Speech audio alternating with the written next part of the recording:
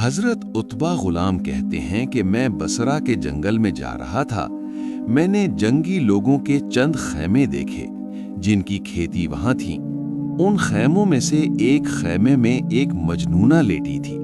میں نے اس کو سلام کیا۔ اس نے میرے سلام کا جواب نہ دیا۔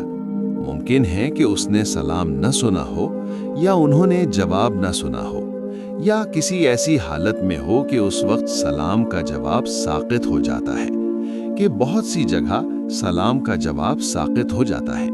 اور چند شعر پڑھے جن کا ترجمہ یہ ہے کہ وہ زاہد اور عابد فلاح کو پہنچ گئے، جنہوں نے اپنے مولا کی رضا کے لیے اپنے پیٹوں کو بھوکا رکھا۔ انہوں نے راتوں کو اپنی آنکھوں کو جگایا۔ ان کی ساری رات ایسی حالت میں گزرتی ہے کہ وہ مشاہدہ کرتے رہتے ہیں۔ ان کو حق تعالی شانہ کی محبت نے ایسا حیرت میں ڈال رکھا ہے کہ دنیا دار ان کو مجنون سمجھتے ہیں، حالانکہ زمانے کے سب سے زیادہ عقل مند لوگ یہی حضرات ہیں، لیکن ان کو ان کے احوال نے بے چین کر رکھا ہے۔ عتبہ کہتے ہیں کہ میں اس مجنونہ کے قریب گیا اور میں نے پوچھا کہ کتی کیے؟ کہنے لگی، ارے سالم ہی تو ہے، صحیح ماری ہے۔ میں اس کے بعد دوسرے نعیموں کی سیر کرتا رہا۔ اتنے میں بڑے زور کی بارش شروع ہو گئی اور آسمان سے ایسا موسلا دھار پانی پڑا گویا مشکوں کا منہ کھل گیا۔ میں نے سوچا کہ اس مجنونہ کو دیکھوں وہ اس بارش کے متعلق کیا کہتی ہے۔ اس میں تو ساری کھیتیاں برباد ہو گئیں۔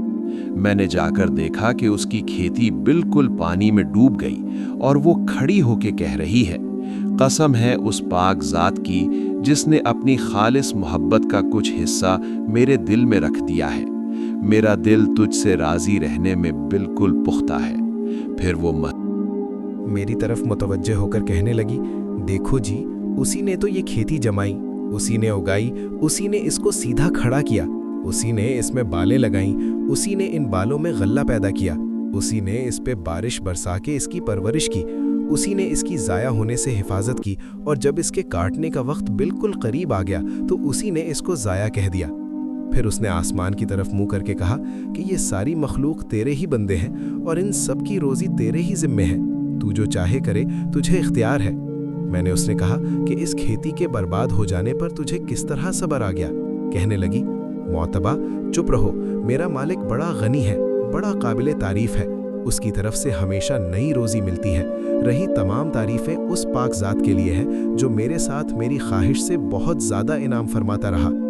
عقبہ کہتے ہیں کہ مجھے جب بھی اس کی حالت اور اس کی باتیں یاد آتی ہیں بے اختیار رونا آ جاتا ہے۔